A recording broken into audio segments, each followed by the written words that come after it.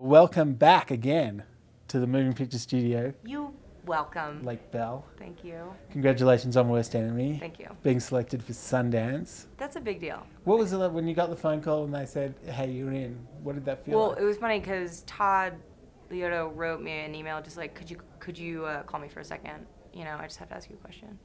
And I was like, what? Did I do something wrong? You know, immediately I go to think of what did I do wrong? That's kind of how it works for me.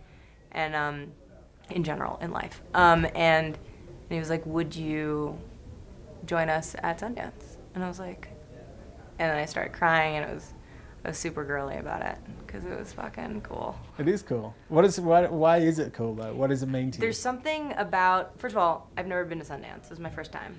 And I had been invited before, but not with a movie or anything. And I always wanted so badly. I think when you're in this industry, there's something about like Sundance being this mystical, like, entity that's like one day, you know, you'll go to Sundance. You know, are you going to Sundance? What is it going to get into Sundance? Did you get invited to Sundance? What are you wearing at Sundance? You know, it's like, it's this mystical thing. And I was like, you know what? I'm not going to go until I have a reason to go.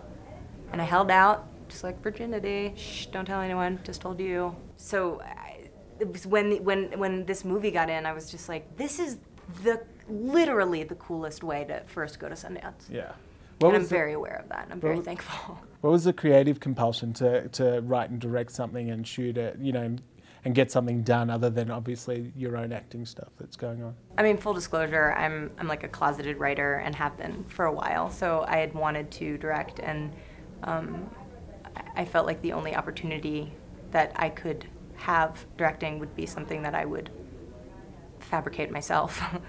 And I had written this, I have a script that I want to star in and direct, and it seemed like such a pipe dream, and I loved the script so much that I didn't know how to even go about that. And that's a feature.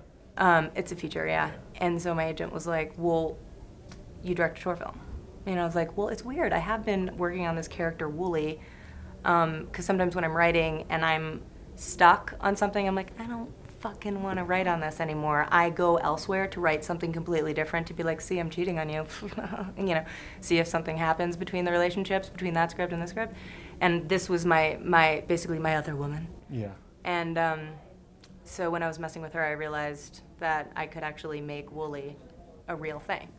So this was a completely separate script from your feature. It's not part of the It's not. Yeah. It's not part of it. But tonally, there are similarities. Obviously, it is. I wanted to do something that that turned me on in a creative way, and that I felt like I could do well. You know. And when did you make the decision not to be in it yourself and to get an actor? I never wanted to be in it because first of all, Michaela Watkins plays Wooly, and she does it masterfully, and I love her because she is a comedian and she's an actress, and something else that really turns me on is comedic actors playing very honest roles, and then it sort of by mistake becomes funny, you know. And I didn't want to be in it because because I felt like for my first foray into that world and that position, I wanted to sort of man the ship with all my eyes open and see all the moving parts at all times and be able to answer all questions.